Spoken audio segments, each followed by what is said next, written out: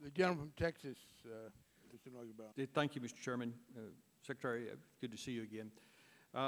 Given the unprecedented support that the federal government, both at the Federal Reserve and the Treasury, has propped up the securitization market for housing in this country. One of the things that concerns me is that the longer we keep this government presence, I think the longer that the private sector and private securitization sits on the sidelines, because quite honestly, now we do know that there's some activity that pending out there, and there could be, but not to the level that we've had in the past. So what do we do? And as I hear you saying, Congressman, I'm not really ready to do anything right now. But I'm very concerned that the longer, it's kind of like a muscle. Like the doctors tell you, the longer that you don't use a muscle and you keep your arm in a sling, which is where we got the housing finance market today. We've got it in a sling. That the harder it is to rehabilitate that arm once you take it out of the sling. How are we going to do that? And what is your blueprint to do that? Congressman, I worry a lot about that risk, and you're right to highlight it. But I think the main risk we face today is we still have an economy that has only now been growing now for 3 quarters. We have unemployment at around 10%, much higher in many parts of the country. A housing market still overwhelmingly dependent on the government because there is no private will to provide financing for residential real estate. And it is going to take us a while to get through this and be confident that we've got a recovery in place led by the private sector that could be self-sustaining over time.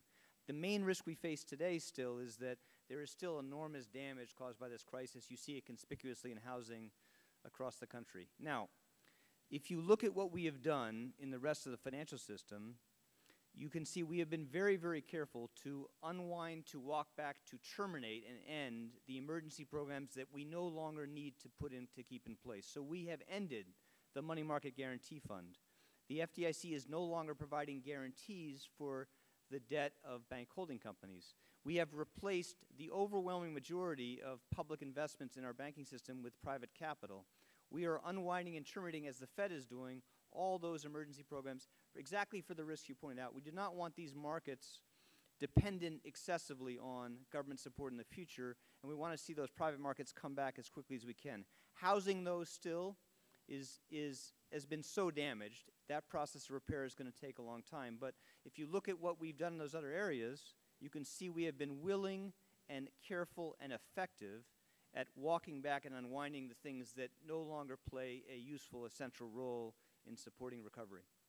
I hear what you're saying, and I agree with some of that as well. But one of the big problems here is that we really don't incentivize people to get into the securitization on the private side because of the interest rate levels that we've made borrowing very, very inexpensive.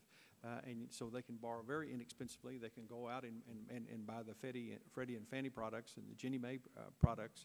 And so there's not a lot of incentive to go out and look for private demand in those markets. Again, I agree with that risk. I think if you look, you'll have a chance to talk to Secretary Donovan about this, but if you talk to him, maybe talk to Ed DeMarco, who runs the FHFA, you'll see that they have put in place a variety of changes already in underwriting standards and how they price their guarantees that is designed to help promote the private sector coming back and replacing them as things start to heal. But that process is going to take some time. But I think you're right to underscore its importance, and I will be fully supportive of that effort as we move to a transition where the private sector can play a larger role. And one of the things I've heard also is, for example, PMI was an important part of the private securitization market. But what the PMI companies tell me is that they can't compete with the federal rates. And so sometimes we have to bring a level playing field here so that there is a yield difference there that people are willing to say, I'd rather have the higher yield here, and so I will move outside of the current parameters and move into the private securitization. Again, I agree with you about the objective. It's the question about how we do it. And again, I just would underscore that even though the economy is growing now and we've brought a measure of substantial stability back to the overall financial system and interest rates are much lower today than they were, there's a lot of challenge ahead still in the housing market and housing finance market.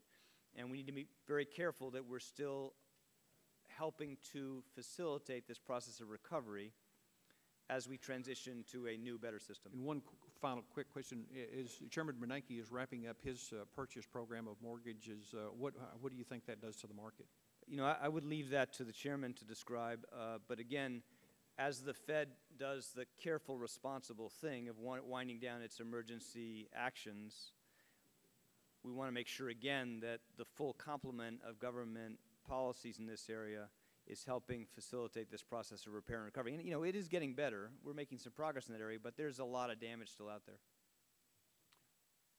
Before getting to Mr. Cap, I want to